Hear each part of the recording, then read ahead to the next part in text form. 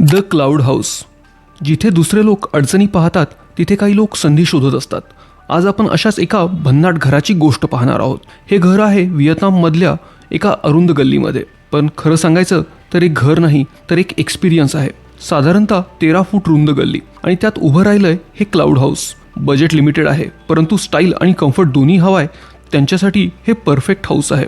ही वास्तू तयार केली आहे room plus design and build यांच्या कल्पकतेतून, तेही अगदी 750 स्क्वेअर फीट जागेत.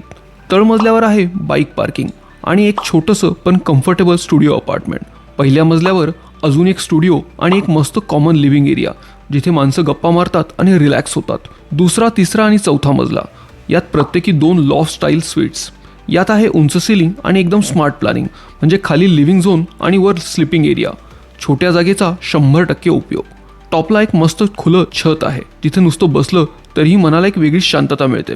या सगळ्यांना जोडतं एक सुंदर स्पायरल स्टेअरकेस जे केवळ मजलेच जोडत नाही तर लोकांची मनं देखील जोडतं.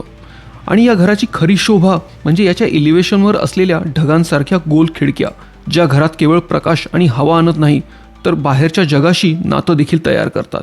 अशाच सुंदर आणि उपयोगी मराठी कंटेंटसाठी बांधकाम स्टोरीला नक्की सबस्क्राईब करा.